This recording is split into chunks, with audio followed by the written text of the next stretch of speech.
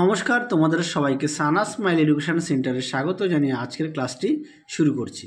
আজকে তোমাদের সঙ্গে আলোচনা করব তোমরা যারা নবম শ্রেণীর প্রথম ইউনিট টেস্ট পরীক্ষা দেবে তোমাদের জন্য রায় ও মার্টিন প্রশ্ন বিচিত্রা থেকে আজকে সমাধান করে দেখাবো ইতিহাস বিষয়ে মডেল কোশ্চেন পেপার 1। আজকে সমাধান করে দেখাবো 1 নম্বর মডেল পেপারে যে সমস্ত ছোট ও বড় প্রশ্নগুলি আছে সমস্ত প্রশ্নের উত্তরের সমাধান করে দেখাবো। চলো দেরি না করে মূল বিষয়ে যাওয়া যাক। প্রথমে আমরা আলোচনা করব সিলেবাস। দেখো দেওয়া আছে নবম শ্রেণীর প্রথম পর্যায়ক্রমিক মূল্যায়ন, প্রশ্ন কাঠামো এবং মানবিন্যাস। এটা তোমাদের 2025 সালের প্রশ্নবিচিত্রা বেরিয়ে গেছে। তোমরা অবশ্যই যারা কেননি এখনও কিনে নিও, বাড়িতে পড়ো। চলো প্রথমে তোমাদের 1 নম্বর ও দ্বিতীয় অধ্যায় প্রথম ইউনিট টেস্ট পরীক্ষা হবে 40 নম্বরে। দেখো নাম্বার বিভাজনটা কোন কোন অধ্যায় থেকে কত নম্বরের প্রশ্ন থাকবে তোমরা একটু দেখে নিও। চলো এবার মূল বিষয়ে যাওয়া যাক। দেখো প্রথমে কি আছে, সঠিক উত্তরটি বেছে নিয়ে লেখো। এক দিকে প্রশ্ন আছে 1789 খ্রিস্টাব্দে ফরাসি বিপ্লবের সময় ফ্রান্সের সম্রাট ছিলেন। উত্তরটা হবে অপশান সি, ষোড়শ লুই। দুই দাগে দেখো ফ্রান্সে তামাকজাত পণ্যের উপর যে কর দেওয়া হতো তার নাম, উত্তরটা হবে অপশান ডি, এডস। 3 দাগে দেখো ষোড়শ লুই অর্থমন্ত্রী হিসাবে নিযুক্ত করেছিলেন। এটা উত্তর হবে অপশান বি, তুর্গকে। পরবর্তী দেখো 4 দাগে ফরাসি জাতীয় সভার অধিবেশন বসেছিল। সঠিক উত্তর হবে অপশান ডি, 5 মে 1789 খ্রিস্টাব্দে। পরবর্তী দেখো 5 দাগের অবাধ বাণিজ্য নীতির পক্ষে ছিলেন। সঠিক উত্তর হবে অ্যাডাম স্মিথ, অপশান বি। 6 দাগে দেখো ইয়র্ক ছিলেন। সঠিক উত্তরটি হবে প্রাশিয়ার সেনাপতি, অপশান ডি। তারপর দেখো 7 দাগের দ্বিতীয় জাস্টিনিয়ান বলা হতো নেপোলিয়নকে, অপশান বি। পরবর্তী দেখো 8 দাগের টিলসিটের সন্ধি হয়েছিল। সঠিক উত্তর হবে অপশান এ, 1807 খ্রিস্টাব্দে। পরবর্তী দেখো নীল নদের যুদ্ধে নেপোলিয়ন পরাজিত হন নেলসনের কাছে, অপশান বি। 10 জায়গায় দেখো নেপোলিয়নের মৃত্যু হয়। সঠিক উত্তর সেন্ট হেলেনা দ্বীপে, অপশান সি। পরবর্তী দেখো বাম স্তম্ভের সঙ্গে ডান স্তম্ভ মেলাও। 14দশ লুই হবে বি, আমি রাষ্ট্র। এটা আমি রাষ্ট্র বলেছিল 14দশ লুই।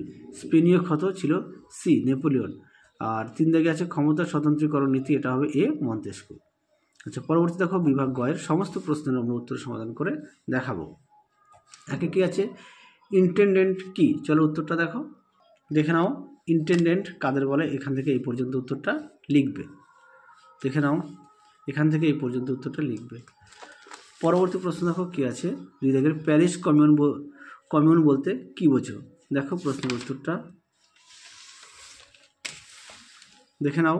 প্যারিস কমিউন কি? উত্তরটা এখান থেকে এই পর্যন্ত লিখবে। এখান থেকে এই পর্যন্ত উত্তরটা লিখবে।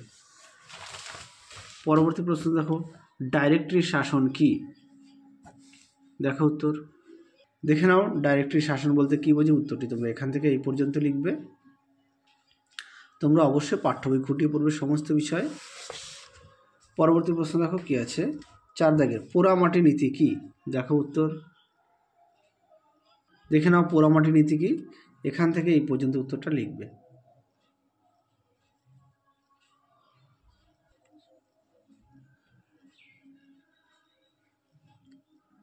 পরবর্তী প্রশ্ন দেখো, আচ্ছা কোন সময়কে কেন নেপোলিয়নের যুগ বলা হয়? দেখে নাও নেপোলিয়নের যুগ বলা হয়। উত্তরটি এখান থেকে তোমরা এই পর্যন্ত লিখবে, এই পর্যন্ত লিখবে। চলো পরবর্তী প্রশ্ন দেখো কি আছে। এবার আমরা বিভাগ ঘয়ের প্রশ্ন সমাধান করব। একে আছে ফ্রান্সের সন্ত্রাসের শাসন চালু হওয়ার কারণ কি ছিল? আচ্ছা এই প্রশ্নগুলোর মান হচ্ছে 4 নম্বর। 2টি প্রশ্ন লিখতে হবে, 4 দুগুণে 8। চলো উত্তরটা দেখো, দেখে নাও প্রশ্ন উত্তরটি সুন্দর করে দেওয়া আছে। তোমরা পয়েন্ট দিয়ে লিখবে, তাহলে নাম্বারটা ভালো পাবে। অবশ্যই পয়েন্ট দিয়ে লিখবে, এই পর্যন্ত উত্তরটা লিখবে। চলো পরবর্তী প্রশ্ন দেখো। 2 দাগে দেখো মহাদেশীয় অবরোধ ব্যবস্থা বলতে কি বোঝো?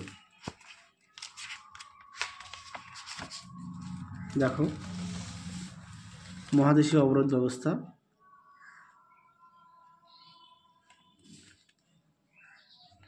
আচ্ছা এখান থেকে দুটো একটা পয়েন্ট দিয়ে দেবে। হ্যাঁ 3টে পয়েন্ট দিয়ে দেখিয়ে দেবে, তাহলে নাম্বারটা ভালো পাবে। পরবর্তী প্রশ্ন দেখো কি আছে, 3 দাগের ফরাসি বিপ্লবে নারীদের অবদান লেখো। দেখো উত্তরটি, দেখে নাও প্রশ্ন উত্তরটি সুন্দর করে দেওয়া আছে, দেখে নাও।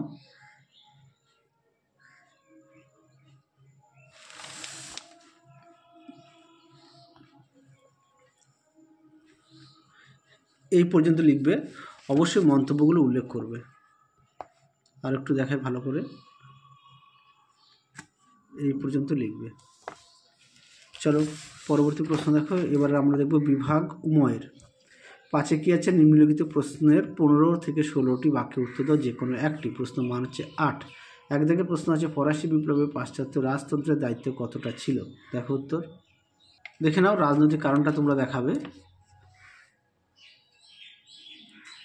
দেখে নাও। সুন্দর করে পয়েন্ট দিয়ে দেওয়া আছে, মোট 4টি পয়েন্ট দেওয়া আছে, অবশ্যই ভালো করে পড়বে। 1 নম্বর মডেল সেটের শেষ প্রশ্ন দেখো, 2 দাগের সম্রাট নেপোলিয়নের অভ্যন্তরীণ সংস্কারগুলি সংক্ষেপে উল্লেখ করো। দেখো প্রশ্নের উত্তরটি, দেখে নাও প্রশ্নটি, উত্তরটাও দেখে নাও। সুন্দর করে পয়েন্ট দিয়ে দেওয়া আছে, তোমরা অবশ্যই ভালো করে পড়ে নিয়ে লিখবে, দেখে নাও।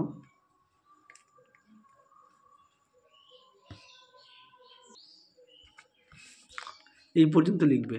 তাহলে চলো আজকের মতো এখানেই সমাপ্ত করলাম। আবার দেখা হবে খুব শীঘ্রই তোমাদের পরবর্তী ভিডিওতে। তোমরা সবাই সুস্থ থেকো, ভালো থেকো। আজকের মতো এখানেই সমাপ্ত করলাম।